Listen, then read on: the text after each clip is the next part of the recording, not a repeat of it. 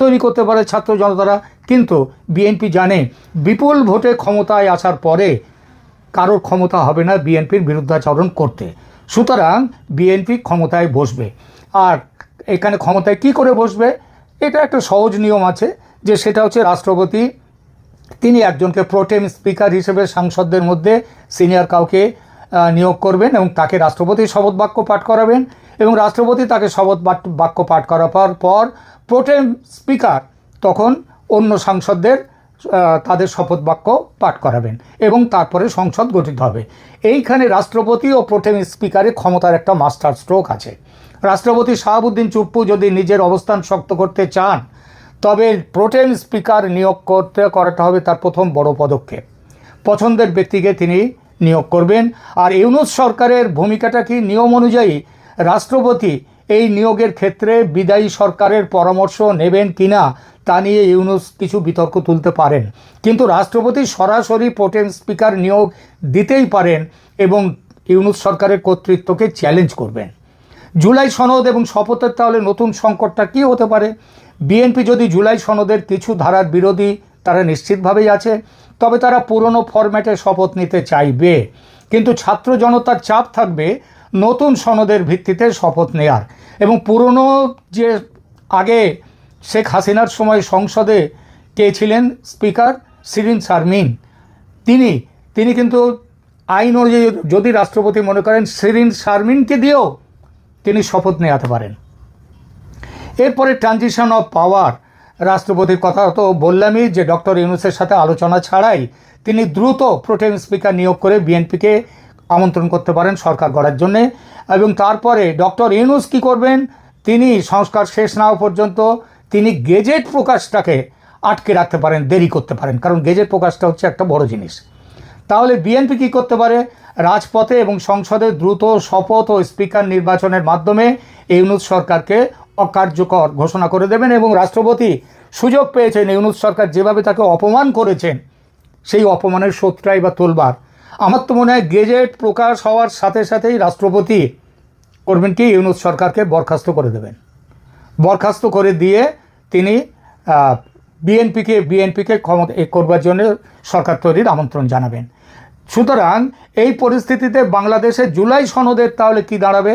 দেখুন, 180 কার্য দিবসের সময়সীমা এবং ক্ষমতা হস্তান্তরের সাংবিধানিক মারপ্যাচগুলো বর্তমানে বাংলাদেশের রাজনীতির সবচেয়ে আলোচিত বিষয়। 180 কার্য দিবসের মধ্যে মানে যেটা আদতে দাঁড়াচ্ছে 180 কার্য দিবস মানে 3 মাস, 270 দিন।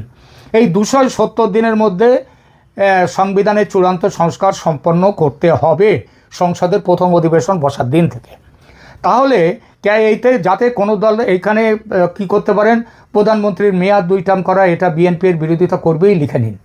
দ্বিকক্ষ বিশিষ্ট সংসদ ওই ভোট পাওয়ার ভিত্তিতে, তারও বিরোধিতা করবে বিএনপি। সুতরাং নতুন মন্ত্রিসভা সনদ গ্রহণের পরপরই গঠিত হবে না, সেটা ইমিডিয়েটলি গঠিত হবে। ওই যে একটা কেউ বলছেন না যে 180 মানে সমস্ত কিছু গঠিত হওয়ার পর, সনদ গৃহীত হওয়ার পর নতুন সরকার আসবে, আদতে তা নয়। এবার একটা প্রশ্ন আসে, নতুন সরকার গঠিত হলো, ইউনূস সরকার চলে যাবে এবং এই নিয়ে টানাপোড়েন তো থাকবেই, আইনি গোলমালও, আইনি ঝামেলাও এর মধ্যে আসতে পারে। কীভাবে আসতে পারে বলছি। এখন যেটা হচ্ছে, রাষ্ট্রপতি পদে শাহাবুদ্দিন চুপ্পু আর কতদিন থাকবে? দেখুন, তিনি 24শে এপ্রিল 2023-এ শপথ নিয়েছিলেন রাষ্ট্রপতি হিসেবে। সেই হিসেবে তার 5 বছরের স্বাভাবিক মেয়াদ শেষ হবে 24শে এপ্রিল 2028 তারিখে, অর্থাৎ এখনও তার হাতে প্রায় 2 বছর 2 মাস সময় আছে। কিন্তু সাম্প্রতিক খবর এবং আন্তর্জাতিক মিডিয়া রিপোর্ট করছে, রয়টার্স যেমন, তারা রিপোর্ট করেছে যে রাষ্ট্রপতি শাহাবুদ্দিন নির্বাচনের পর অর্থাৎ 2026 সালের ফেব্রুয়ারির শেষ দিকে পদত্যাগ করার ইচ্ছা পোষণ করেছেন। তিনি অন্তর্বর্তী সরকারের সাথে কাজ করতে গিয়ে অসম্মানিত বোধ করার কথাও উল্লেখ করেছেন বিভিন্ন সময়ে। আর বিভিন্ন দূতাবাস থেকে, সরকারি অফিস থেকে তার ছবি কিভাবে ফেলে দিয়েছেন ডক্টর ইউনূস, সেটা তো সবাই জানেন, রাষ্ট্রপতি জানেন না তা তো নয়। তাহলে জুলাই সনদে রাষ্ট্রপতির ক্ষমতা বৃদ্ধির প্রস্তাব আছে। আমার ধারণা, সেটাও বলি, এক্ষুনি তারেক রহমান প্রধানমন্ত্রী হওয়ার পর তিনি রাষ্ট্রপতিকে পাল্টাবেন না, তিনি শাহাবুদ্দিন চুপ্পুকে রেখে দেবেন যথাস্থানে। কারণটা কি, ওই জুলাই সনদের ব্যাপারটাও এর মধ্যে বেশি আছে। আমি আগেই বলেছি, জুলাই সনদকে গ্রহণ করবে না তার বর্তমান ফরম্যাটে বিএনপি গ্রহণ করতে পারে না। তারা এর বিরোধিতা করবে। তারা করবে কি, সংসদে এই বিষয়ে প্রস্তাব নিয়ে আসবে। এবং কি প্রস্তাব নিয়ে আসবে? যেহেতু গণভোটে পাস হয়েছে, সুতরাং বিএনপি তখন আবার একটা প্রশ্ন আসতে পারে যে যদি গণভোটে পাস হওয়া যে সনদ, সেই সনদকে আপনারা কি করে ফেলে দেবেন, তার পরিবর্তন কিভাবে আনবেন, এরকম কোনো কথা তো ছিল না। তখন বিএনপি বলতে পারে আমাদেরকে মানুষ নির্বাচিত করে পাঠিয়ে দিয়েছে সংসদে দেশ চালাবার জন্যে, এই সমস্ত নিয়মকানুন করবার জন্যে। এখন আমরা যদি এটা গ্রহণ করতে না চাই, তাহলে আমরা আবার করতে পারি কি, আমরা করতে পারি, যদি আপনারা বলেন গণভোটের কথা, আবার গণভোটে আমরা যেতে পারি। আবার বিএনপি গণভোটে যেতে পারে জুলাই সনদ নিয়ে ক্ষমতায় বসার পরে 6 মাস পরে।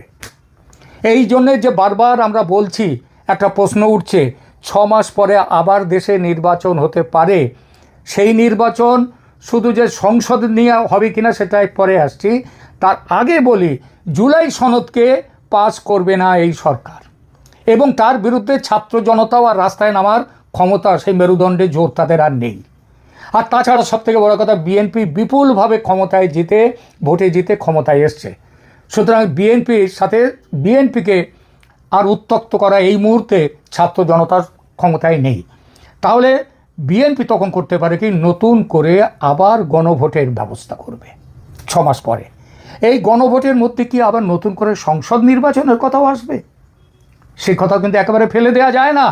কারণ ইতিমধ্যে ভারত এবং আমেরিকার সাথে একটা চুক্তি, একটা বিএনপির একটা গোপন বোঝাপড়া হয়ে গেছে। সেই বোঝাপড়া অনুযায়ী 6 মাস পরে নতুন ভোট আসবে। সেই ভোটে আওয়ামী লীগের ওপর থেকে তার আগেই নিষেধাজ্ঞা তুলে নেওয়া হবে। এমনকি আর শেখ হাসিনার ওপর যে মৃত্যুদণ্ড দিয়েছে অবৈধ কমিশন, অবৈধ এই ট্রাইব্যুনাল, সেই মৃত্যুদণ্ড উঠে যাবে। কারণ ট্রাইব্যুনালকে বাতিল করে দেবেন, ট্রাইব্যুনাল গঠনকে, এবং ট্রাইব্যুনালের রায়কেও আর রাষ্ট্রপতি তার অর্ডিন্যান্সে বাতিল করে দেবেন। আর সেই বাতিলকে তো সমর্থন করবেই তার আগে নতুন সরকার, এবং তখন একটি নতুন ভোট হবে। এবং সেই ভোটেও কে জিতবে, বিএনপি না আওয়ামী লীগ, কে জিতবে সেটা তো দেশের মানুষ ঠিক করবে। কিন্তু একটা লেভেল প্লেইং ফিল্ড চলে আসবে আওয়ামী লীগের জন্যে। আওয়ামী লীগ সেখানে জিতুক না জিতুক, প্রথম হোক, বিজয়ী হোক, নাকি দ্বিতীয় দল থাকবে, সেটা অন্য প্রশ্ন। কিন্তু একটা প্রশ্ন, সবথেকে বড় কথা হচ্ছে, জামাত কোনো আর দ্বিতীয় দল হিসেবে থাকবে না। জামাত আবার সেই পুরনো অবস্থায় চলে যাবে। সেই 3%, 4% যে ভোটের যে হার ছিল তাদের, সেই জায়গায় চলে যাবে। এবং এইটাই হচ্ছে আগামী দিনের বাংলাদেশের। দর্শক, সম্পূর্ণ ভিডিওটি দেখলেন, আশা করি বিষয়টি বুঝতে পেরেছেন। এই নিয়ে আপনার গুরুত্বপূর্ণ মন্তব্যটি অবশ্যই কমেন্ট বক্সে জানিয়ে দিবেন। ধন্যবাদ।